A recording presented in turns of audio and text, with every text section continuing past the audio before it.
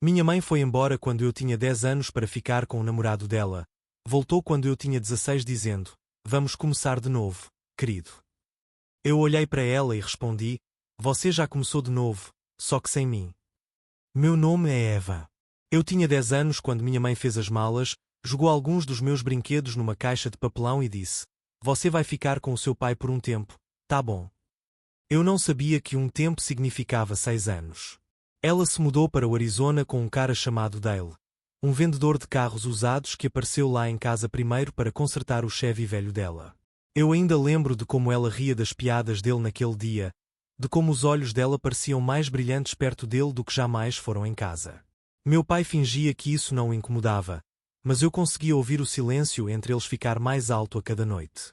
Depois que ela foi embora, ele começou a beber.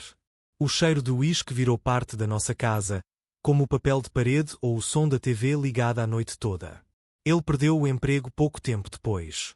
Na escola, as crianças sussurravam atrás de mim. Os pais delas olhavam para mim com aquela mistura de pena e fofoca. É o menino cuja mãe fugiu com o mecânico. É estranho como a vergonha vira parte da sua pele tão rápido. Você para de lutar contra ela. Você simplesmente a veste. No começo, minha mãe ligava toda semana. A voz dela era alegre, ensaiada, como se estivesse tentando convencer a si mesma de que tudo estava bem. "Como vai a escola, querido? Você está ajudando o seu pai?" Ela nunca perguntava se eu sentia saudade dela. Talvez não quisesse saber. Depois as ligações passaram a ser uma vez por mês. Depois só nos aniversários. Depois nunca mais.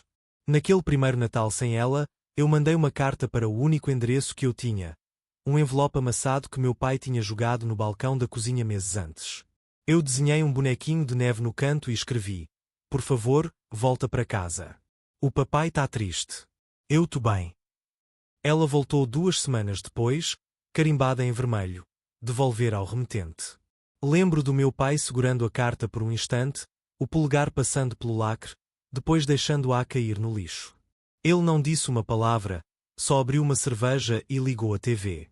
Eu sentei ao lado da lixeira naquela noite, encarando o envelope como se ele pudesse começar a brilhar, como se algum tipo de magia pudesse fazer ela ler aquilo. "Não espera por ela", meu pai finalmente me disse uma noite, a voz rouca depois de mais uma briga com a garrafa. "Pessoas que vão embora não voltam." Mas eu não acreditei nele. Eu não conseguia. Toda primavera, eu escrevia outro bilhete, curto, esperançoso, teimoso. "Se você algum dia voltar, eu tô em casa." Eu deixava os bilhetes perto da caixa do correio, como migalhas de pão guiando ela de volta para mim. O vento levava a maioria. Uma vez, o cachorro do vizinho fez xixi em um deles. Mesmo assim, eu escrevia mais. Esperança é um hábito que você nem percebe que está alimentando até perceber que é a única coisa que te mantém de pé. Quando fiz 12 anos, meu pai começou a ficar doente. As tosses ficaram mais pesadas, o olhar mais apagado. Eu acordava com o som dele xingando na cozinha, olhando as contas que não podia pagar. Aos 13, eu estava cortando grama, tirando neve das calçadas, fazendo qualquer coisa que desse para manter as luzes acesas no inverno. Então, na primavera em que fiz 14 anos, tudo desabou. Meu pai estava lá fora, consertando o telhado do velho galpão. Eu ouvi a escada cair antes de ouvir o silêncio que veio depois. Quando corri para fora, ele estava no chão, segurando o peito. O vizinho chamou o 911. Eu fui na ambulância, segurando a mão dele, tentando dizer para ele aguentar firme. Ele sobreviveu à cirurgia, mas estava mais velho, menor de algum jeito. O homem que me colocava nos ombros antes mal conseguia levantar o braço. Naquele quarto de hospital estéril, sob o zumbido suave das máquinas, ele se virou para mim e disse: "Se ela aparecer de novo, não deixe ela destruir sua vida 2 vezes." Eu não entendi na hora. Achei que ele estava só amargo. Pensei que amor era algo que dava para consertar se você esperasse tempo suficiente. Mas quando ele voltou a dormir, eu vi a verdade no rosto dele. Aquele tipo de dor silenciosa que não grita mais porque já disse tudo o que podia.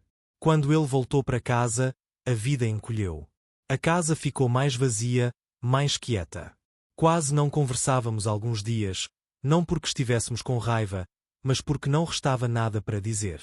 Eu me pegava encarando as fotos antigas da minha mãe, tentando reconhecer a mulher que fazia trança no meu cabelo, que cheirava a loção de baunilha e sabão em pó. Eu não conseguia. Aquela versão dela tinha sumido, substituída pelo fantasma de uma escolha que ela fez 6 anos antes. Aos 15, parei de deixar cartões postais. Parei de escrever o nome dela. Mas às vezes, quando o vento soprava do jeito certo, eu ainda me pegava olhando para a estrada, meio esperando que um carro que eu nunca tinha visto parasse em frente à nossa casa. Mesmo depois de todo aquele tempo, uma parte de mim ainda esperava a sombra dela aparecer na varanda. Aos 16, eu trabalhava depois da escola em um lava-rápido na beira da cidade, aquele tipo de lugar que sempre cheira a borracha molhada e sabão barato. Não era glamouroso, mas mantinha a geladeira cheia e me dava algo para fazer além de pensar. Numa tarde quente, o sol refletindo em cada para-brisa, um Ford azul todo acabado entrou no pátio.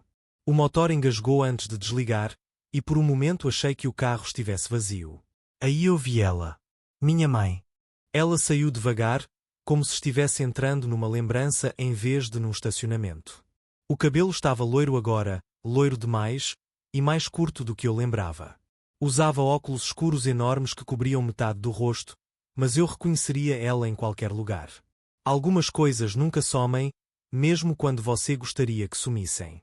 Evan, meu bebê, ela disse, a voz tremendo o suficiente para parecer ensaiada. Senti tanto a sua falta. Vamos começar de novo, querido. As palavras dela não me acertaram do jeito que eu imaginava. Não houve onda de alívio, nem lágrimas. Só o som oco da água saindo da mangueira que ainda estava na minha mão. Ao nosso redor, as pessoas diminuíram o passo, curiosas. Os caras com quem eu trabalhava fingiam não olhar, mas eu sentia os olhos deles queimando nas minhas costas. Ela se aproximou, braços abertos como se esperasse que eu me jogasse neles. Mas no momento em que ela tentou me abraçar, algo dentro de mim congelou. Você já começou de novo, eu disse baixinho, a voz mais firme do que eu me sentia. Só que não foi comigo. Os braços dela caíram. O silêncio que veio depois parecia anos comprimidos em segundos. O ar cheirava a escapamento e detergente, e o único som era o chiado constante da água batendo no chão. Eu cometi erros, ela disse rápido, mexendo desajeitada nos óculos escuros. Mas eu era jovem, não sabia lidar com as coisas. O Dale, ele não era o que eu pensava. Agora é diferente. Eu moro em Richmond. Tenho um bom emprego, uma casa, estabilidade. Ela disse essa palavra como se fosse uma medalha que tinha ganhado. Eu não respondi. Só voltei para o carro, a mangueira tremendo levemente na minha mão.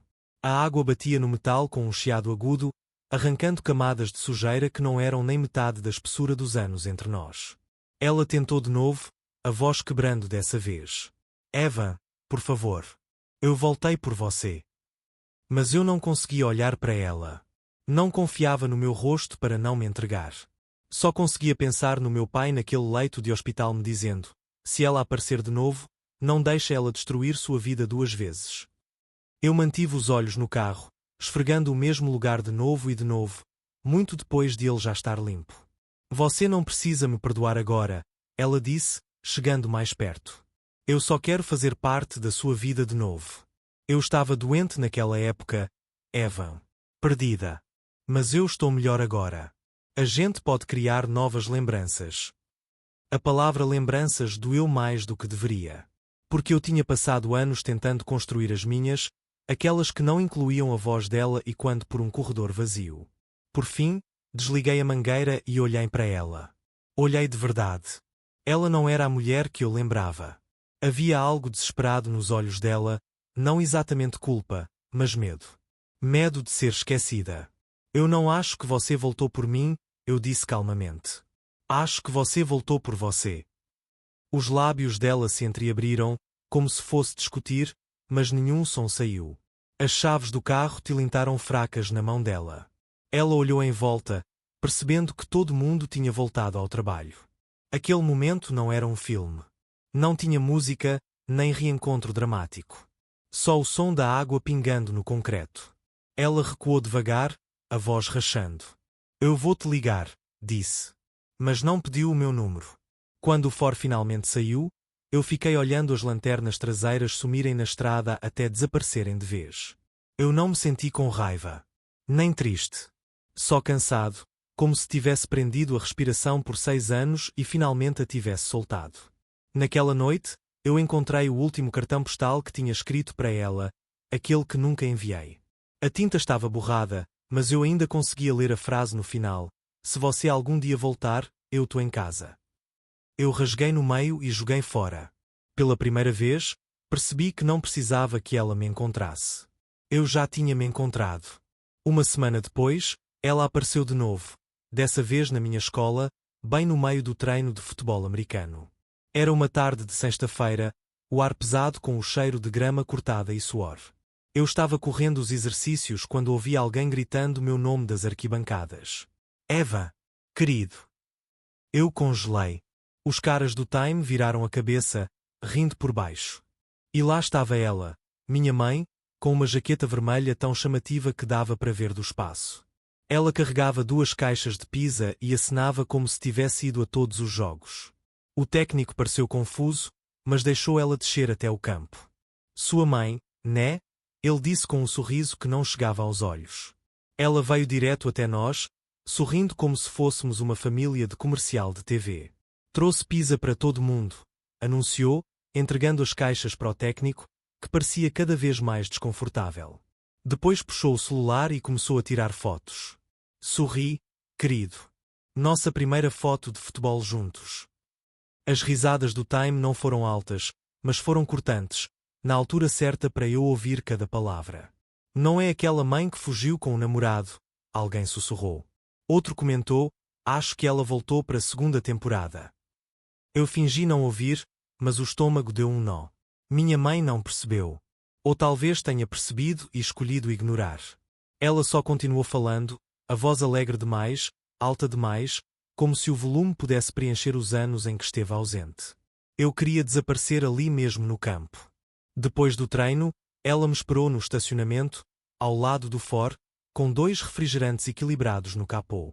Você foi incrível lá fora, disse. Tenho tanto orgulho de você. Eu não respondi. O orgulho na voz dela parecia emprestado, como algo que ela tinha lido num roteiro. Ela veio atrás de mim enquanto eu começava a caminhar para casa. Eva, por favor. Não me feche a porta. Eu só quero fazer parte da sua vida de novo. Eu mudei. Eu parei.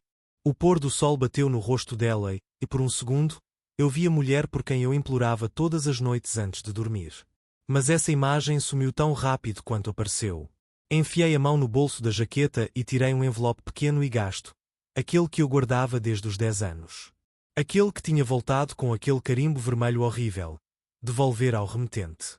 Os olhos dela se arregalaram. Eu também tentei, eu disse baixinho. Você é que não se importou naquela época. Ela respirou fundo, as mãos trêmulas. Eu me importava, Evan. Eu não sabia como voltar. O Dale? As coisas ficaram ruins. Eu tinha medo, achei que você ia me odiar. Eu não te odiava, falei, a voz apertada. Eu esperei. Isso quebrou a postura dela por um instante. Ela levou a mão à boca, como se pudesse segurar anos de arrependimento com a palma. Me desculpa, sussurrou, mas as palavras pareciam leves demais, fáceis demais para algo que tinha esvaziado a maior parte da minha infância. Desculpa não muda as noites em que eu dormi sozinho. Não muda o fato de o pai ter bebido até apagar. Não muda o jeito que as pessoas olhavam para mim. Lágrimas começaram a descer pelas bochechas dela. Eu sei. Eu não posso consertar o que fiz, mas talvez a gente possa começar pequeno. Um jantar, um telefonema, alguma coisa. Acho que você está tentando consertar você, não a gente, eu a interrompi. Você quer se sentir perdoada mais do que quer fazer o certo.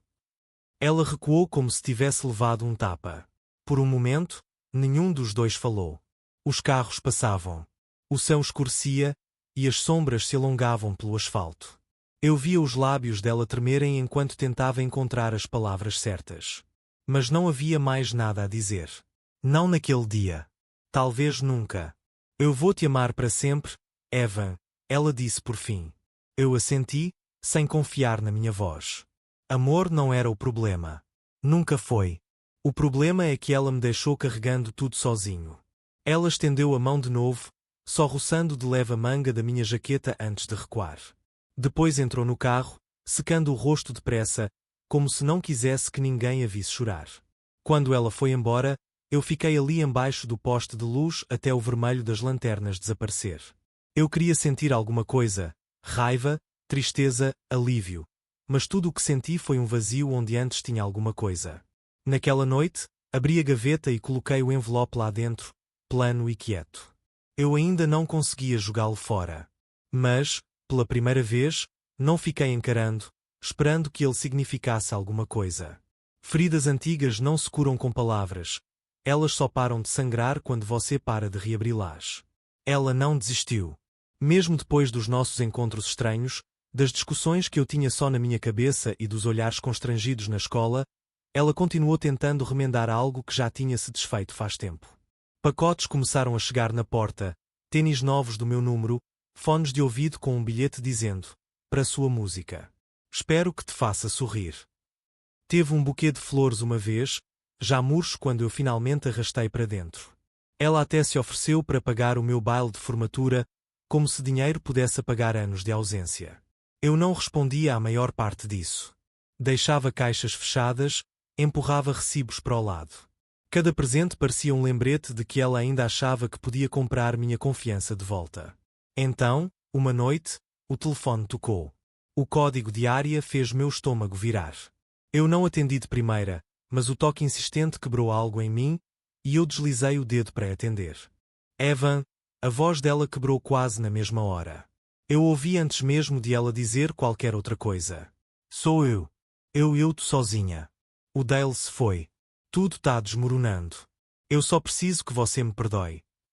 A voz dela não estava cheia de culpa. Isso teria sido mais fácil de aguentar. Não, estava cheia de medo. Medo de não ser amada, medo de ser abandonada de novo, medo das consequências que ignorou por 6 anos. Segurei o telefone tão forte que achei que fosse quebrar. Você não perdeu um filho, eu disse devagar, as palavras medidas, quase calmas. Você só parou de ser mãe. Ouvi ela puxar o ar, aquele tipo de suspiro que diz: eu não achei que fosse doer tanto. Depois, silêncio. Ela desligou. Sem promessas, sem pedidos desesperados por mais uma chance, só o clique seco da ligação sendo cortada, como uma cortina descendo pela última vez. Fiquei encarando o telefone muito depois da tela apagar. O peito, que sempre carregou o peso da espera, parecia mais leve. Os ombros, sempre tensos de tanto segurar, finalmente relaxaram. Pela primeira vez em anos, senti paz em vez de saudade. Não aquele tipo doce e esperançoso de paz que vem da reconciliação. Não. Era outra coisa. Era a paz que aparece quando você para de esperar que alguém conserte os buracos que fez, quando finalmente entende que tem o direito de ser inteiro por conta própria. Fui para o meu quarto, sentei perto da janela e fiquei olhando o céu à noite.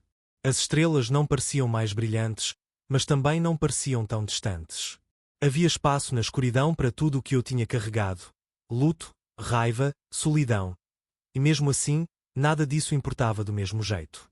Eu não precisava da aprovação dela, da presença dela ou dos pedidos de desculpa.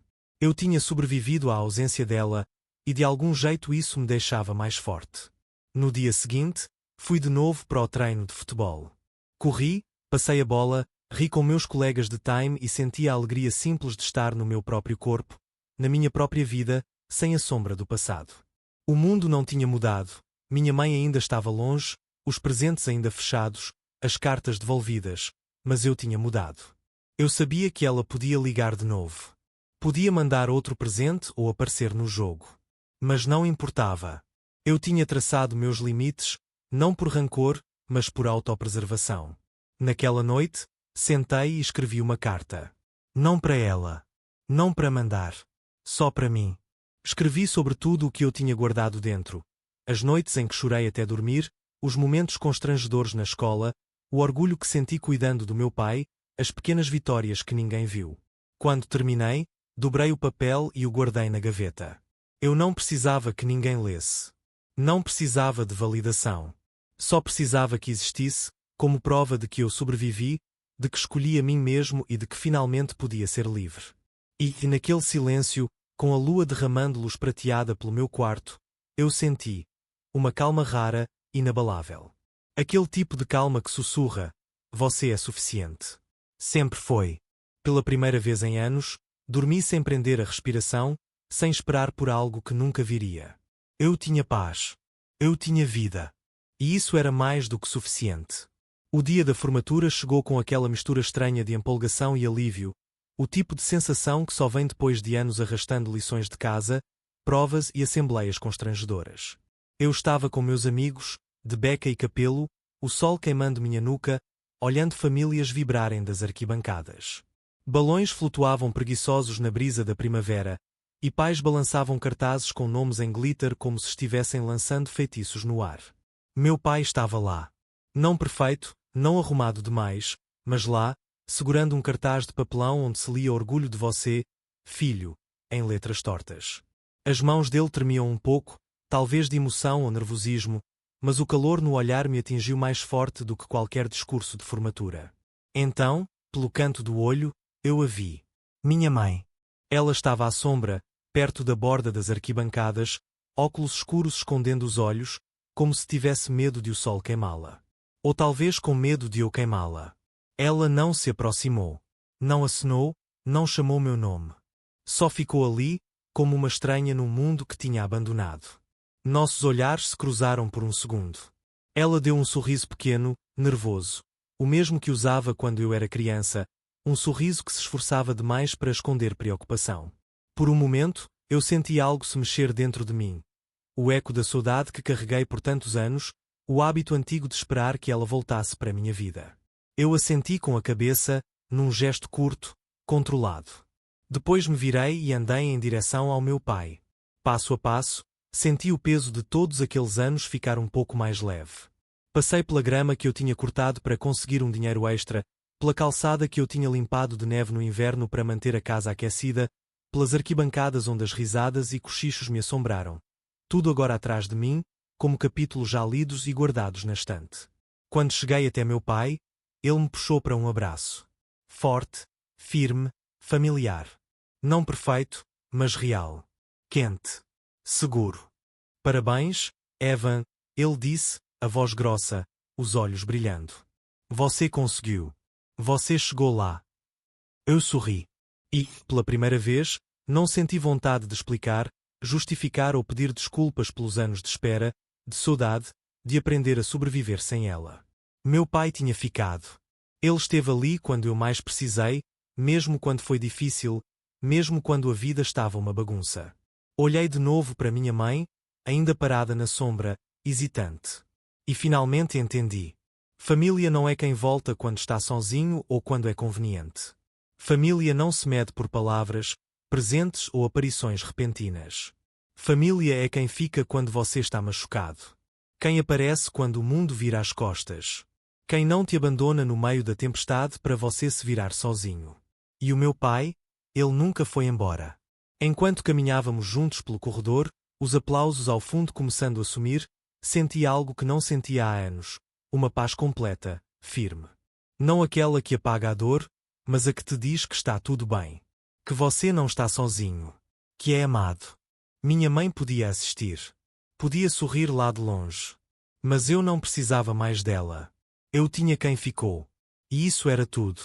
Pela primeira vez, eu não estava esperando. Eu estava vivendo.